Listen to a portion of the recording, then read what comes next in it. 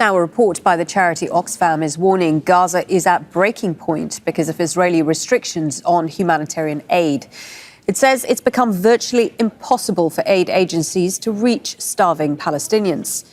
Children are suffering the most. A survey found that 85% of them had not eaten for an entire day, at least once in the last 3 days before the survey was conducted.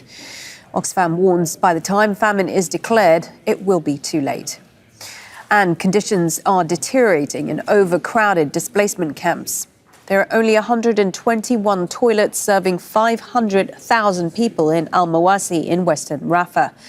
That means more than 4,000 people are sharing each available toilet.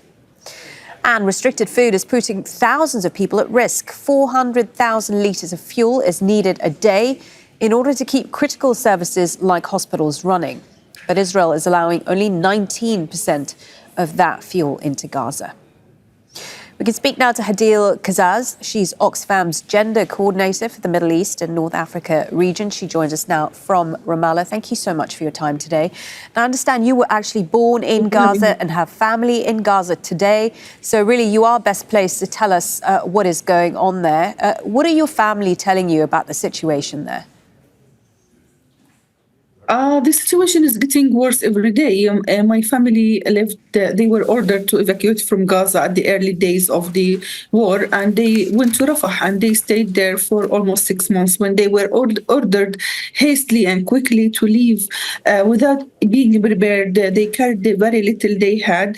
While they managed in the first 6 months to live in crowded houses where at least 5 or 6 families were sharing at least a building or a flat apartment.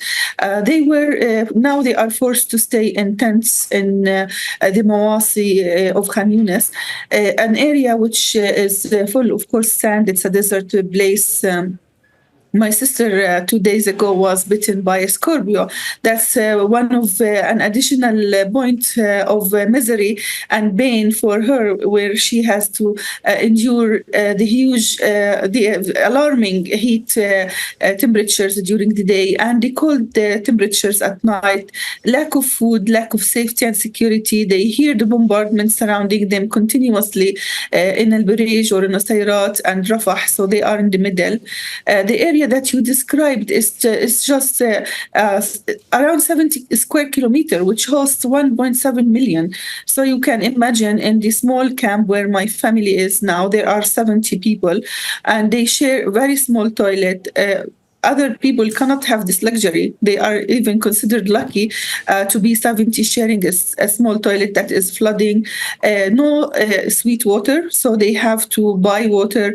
It's very expensive to buy water. They depend on the seawater most of the time for washing and for washing clothes and cleaning everything. My sister, for example, who is also suffering from a tumor in her spine, breathing war, doesn't have any access to medication or any access to medical services, even when she got bitten by a scorpion.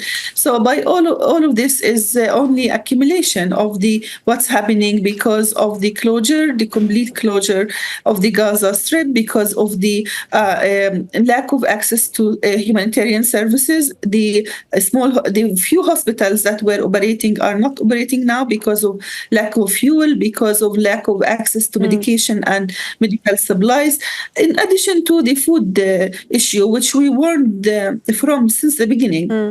Basically, the closure. Hadeel, apologies for interrupting. I can't imagine how helpless and terrified you must be feeling to have family in that situation where you can't do anything about it.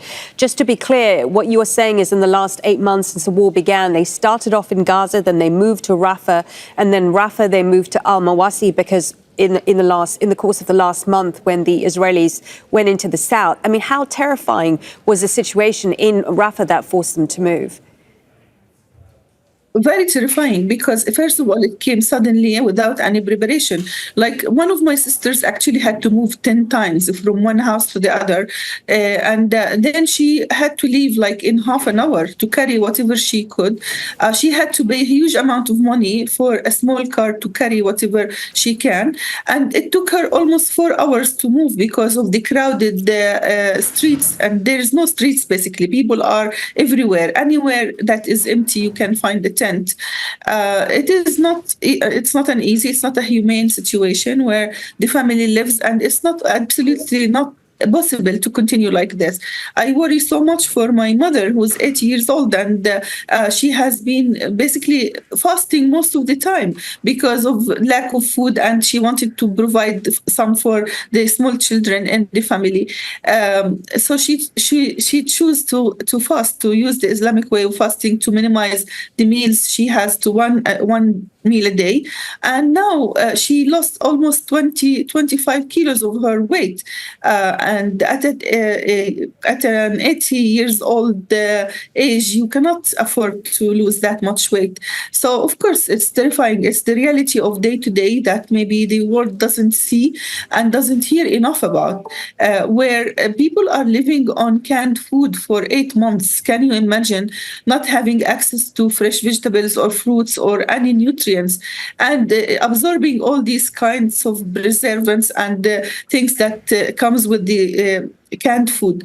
It's a situation that is not ongoing. It's not possible to continue, and that's why we continue demanding for immediate access to humanitarian support. And that's why the press release of Oxfam basically says that we need immediate access that allows food to come, medications and items that people need, allow also ability for humanitarian actors to move and to be able to access these people and help them in the different way they can. I very much hope that you're pleased to listen to Hadeel Qazzaz, Oxfam's gender coordinator for the Middle East and North Africa region. Thank you so much. Thank you. Make sure to subscribe to our channel to get the latest news from Al Jazeera.